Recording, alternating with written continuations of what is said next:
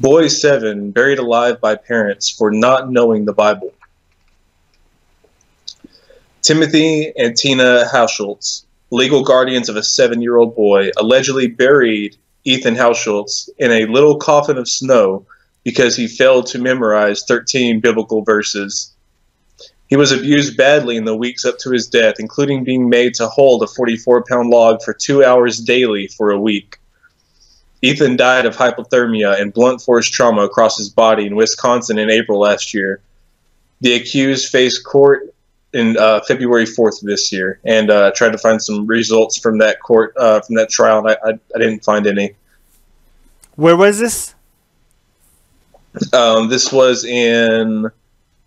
I'm sorry, I have it written down here in my notes.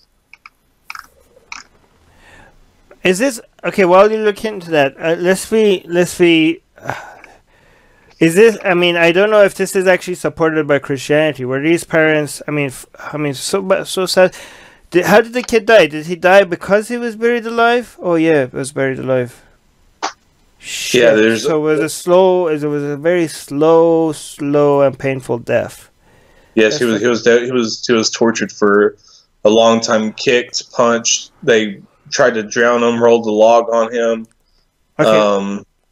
Okay, find out where this is. It was in Wisconsin, in Manitowoc, Wisconsin, in the United States. Okay, so, but you know, when we cover some fucking barbaric things that is done by either Muslims and Christian, we always have to be careful to make sure if we're blaming it on the religion, if we should be blaming it on the religion or not. Because there doesn't seem to be any religious undertones here or anything like that. I mean, there is some religious undertones, but there is nothing within Christianity that would endorse this. Is there? Like to brutally kill your child for not memorizing the Bible? There is nothing that I can. Can anybody, like, let's be fair to. I mean, these parents seem to be shitty, really fucking shitty parents without the help of religion. The thing is, these are his legal guardians. They weren't even his parents. His mom was the one who found him, and found him. Said that he had no heartbeat. He was frozen, and they tried to get him revived and weren't able to. And what punishment they got? They got life in prison, I'm assuming. I would hope so. That their trial was supposed to be on the 4th, but I tried to find some details on their sentencing, but I couldn't find any. Somebody's pointing to Abraham, but I mean, Abraham was supposed to be sacrificed for. I mean, I guess you could say that. I don't know. What do you think? Like the fact that Abraham was going to kill his own son makes this. I don't know. It seemed like a stretch.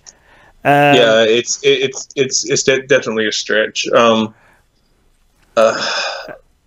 Okay, there might be some Matthew 18 verse 6 says, it might be the opposite of this. If anyone causes one of these little ones, those who believe in me, to stumble, it would be better for them to have a large millstone hung around their neck and to be drowned in the depths of the sea.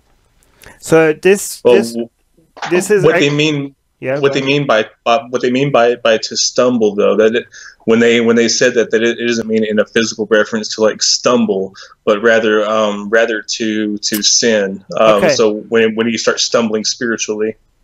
Okay, so this verse was offered as a way to show that not only this was not Christian, these parents were doing something anti-Christian.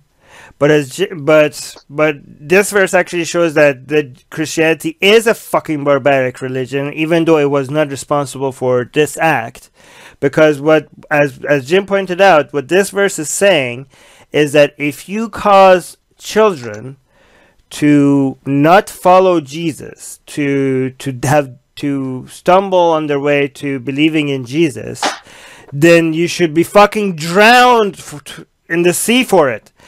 So just to remind, and it tells us in Leviticus that if anybody curses his mother or father, right, then he should be put to death. Yes. So just what we're trying to say is that we're not making excuses for Christianity. We're not just, but we're saying that when we say Christianity was not responsible for this crime, does not mean that we're endorsing Christianity. And Christianity, as you can see, has fucking barbaric verses in there, and does endorse other killing and other form of punishment that are barbaric, but not this. Where did they quote that from? From Matthew? Matthew 18 verse 6, I think. Okay, go three. What? No, go 3 chapters and 2 verses before that to Matthew 15:4, and actually God commands, it says, honor your mother and father, and anybody who doesn't must die. Right.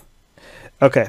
So again, like, it's important when you guys see news like this or see examples like this, not to be like always like, Islam or Christianity. It's so important to be like, make sure that if you're actually going to blame religion for it, to actually find the connection, and even if you do find the connection, say it's very likely or very probable that it was because of religion. Don't ever be 100% sure about it.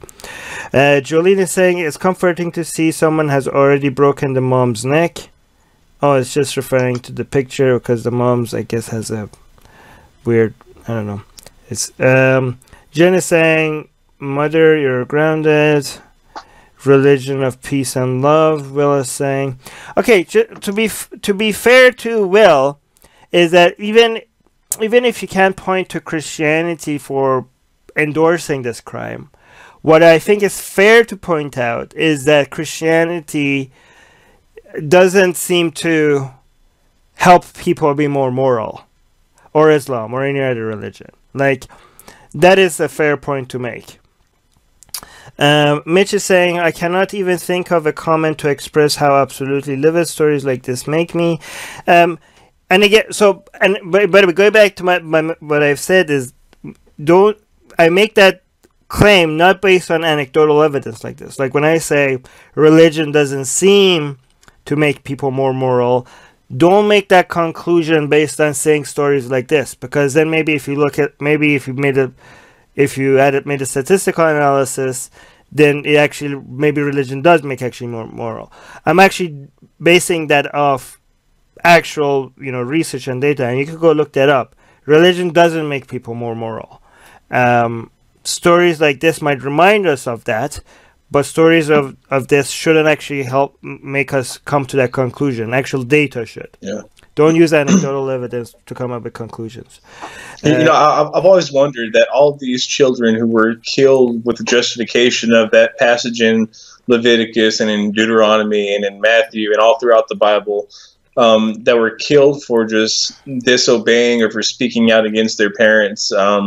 What was crazy is, according to the Bible, those kids went to hell and the parents went to heaven. Shit. Yeah. I mean, anybody that tells you Christianity, at least Christianity endorses some good morals. I mean, fucking hell. Just read the fucking Bible before you make some claims like that. And if you still make a claim like that, read the Bible again.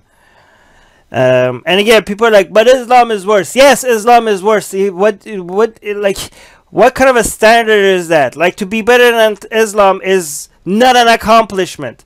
You could still be one of the shittiest ideologies in the world and be better than Islam. It's not really hard to be better than Islam.